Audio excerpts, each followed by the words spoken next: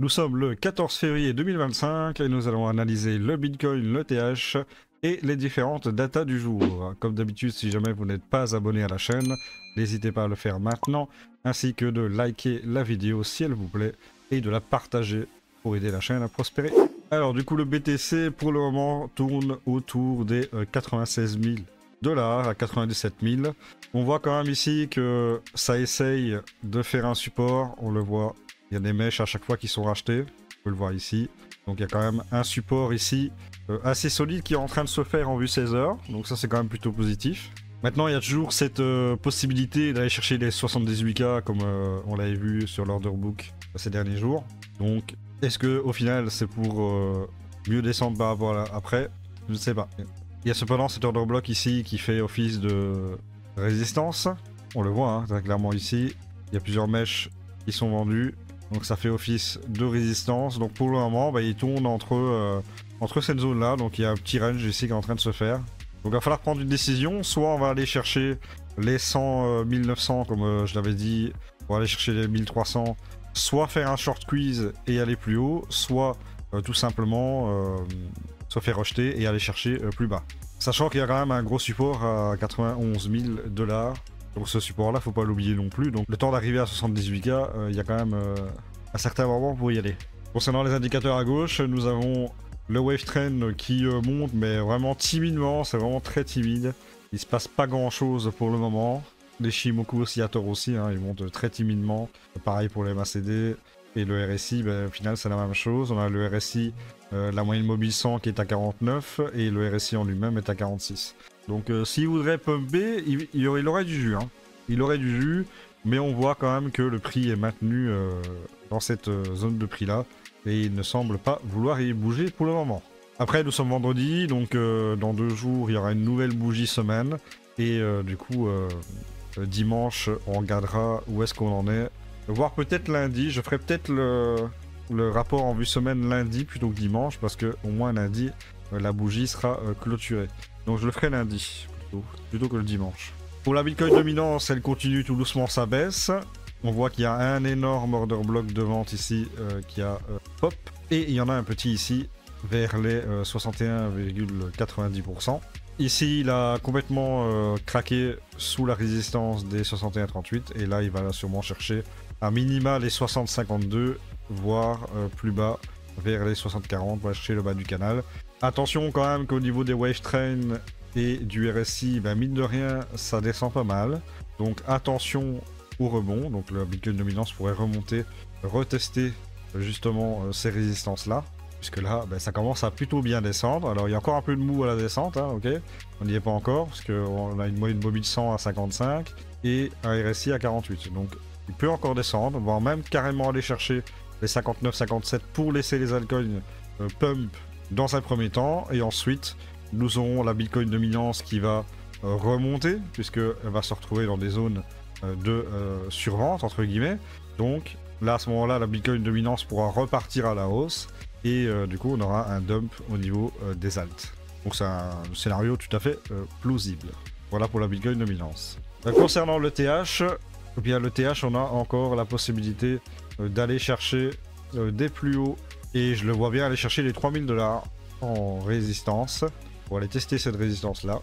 Et pour le moment, on a un RSI de moyenne mobile 100 à 43 et le RSI est à 44. On a les wave trends qui malgré tout sont plutôt bas, donc elles ont encore la possibilité de monter.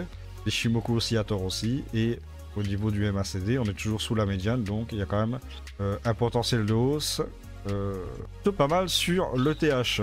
Donc je verrais bien quand même monter les altcoins avant que la BTC dominance remonte, puisque BTC dominance baisse, donc Total 3 monte dans la logique des choses, puisqu'il y a un transfert de liquidité. Donc en tout cas je reste plutôt confiant pour le TH.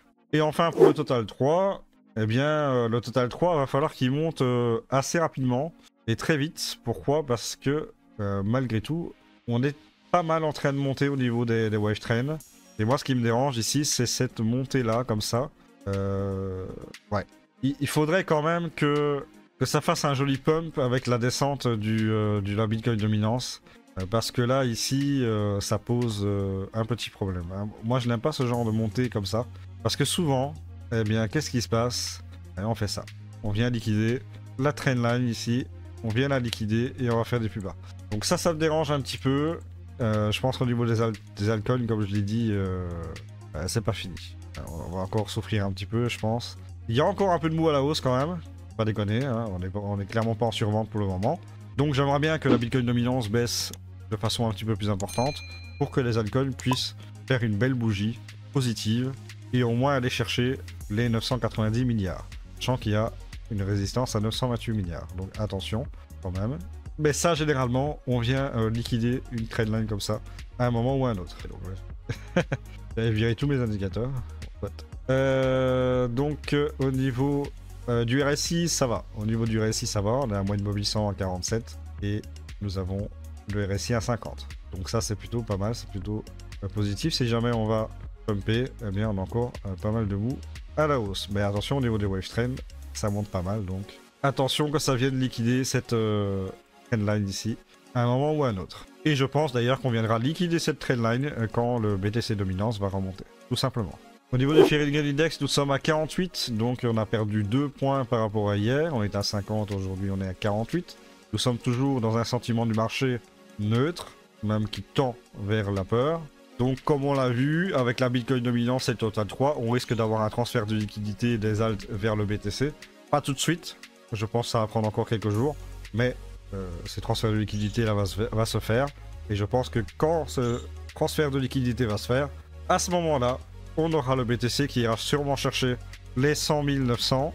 Et là, on verra le scénario, comment ça va se passer. Est-ce que ça va être un short squeeze ou est-ce que ça va être retour à 78K? Et justement, en parlant de l'order book, nous voyons ici que nous avons toujours nos 1300 BTC qui se trouvent à 100 900. Donc ça n'a pas bougé d'un pouce. Juste en dessous, on a 208 BTC à 100 000. Et nous avons 269 BTC en support à 95 000 qui ont été posés. Et bien entendu, nous avons toujours notre 906 BTC à 78 000. Donc ça monte, ça baisse. Hier c'était 943, je crois aujourd'hui c'est 906. Ok. Donc il y a quand même pas mal de support avant d'aller chercher ces 78 000. Hein. Quand on voit, il y a quand même beaucoup de BTC sur le chemin. Mais là, il y a quand même un véritable mur ici à 100 900. Donc ça va être dur à passer. Et sinon, il n'y a pas grand chose d'autre au nord. Hein. Mis à part les 324 BTC à 114 000, mais le temps d'y aller. Donc voilà, je pense qu'à un moment donné, hop, ça va taper les 100 900, j'en suis certain.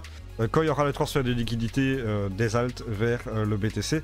Donc oui, les alts vont encore baisser, malheureusement.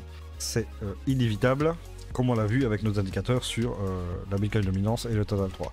Pour l'actualité économique, nous avons l'indice des prix espagnol, nous avons le PIB en estimation rapide pour l'Union Européenne à 11h, ok. Mais c'est une estimation rapide, donc voilà, rien de fou. On a le prix à l'importation américain à 14h30, les ventes au détail à 14h30, la production industrielle américaine à 15h15 et à 16h, nous avons les stocks des entreprises. Donc aujourd'hui, il n'y aura pas de statistique qui va faire réellement bouger les prix.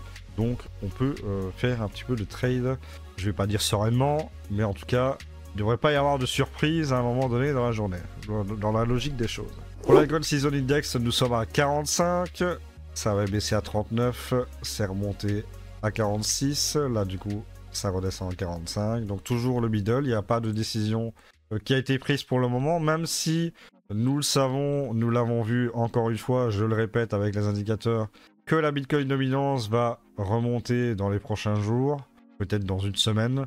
Donc on devrait avoir un Bitcoin Season d'abord pour ensuite faire un transfert de liquidité pour aller chercher la Gold Season. Et pour le top 50 performance, eh bien nous avons toujours le fameux BGB qui est toujours top 1. Et ensuite nous avons TKX, HBAR, GT, OM, XRP, XLM, AAVE qui surperforme le BTC. Et nous avons toujours PEP qui est à moins 52,7% de sous-performance par rapport au BTC. Puis on a Aptos, Crow, Lear, Fetch, TIA, Render, ARB et tous les autres altcoins qui sous-performent le BTC. Et pour les émissions de tokens, nous avons STRK qui va émettre pour 15 millions de dollars de tokens. ce qui représente 2,48% de la circulation supply, donc c'est quand même assez important. À noter que la semaine prochaine, ce sera exactement la même chose, donc sachant que nous avons 13,5% de la circulation supply, donc il faut faire attention pour ce token. Il a clairement une tokenomique complètement dégueulasse. XCN va émettre lui pour 7 millions de dollars pratiquement de jetons, ce qui représente 0,91% de la circulation supply dans 15 heures et 34 minutes.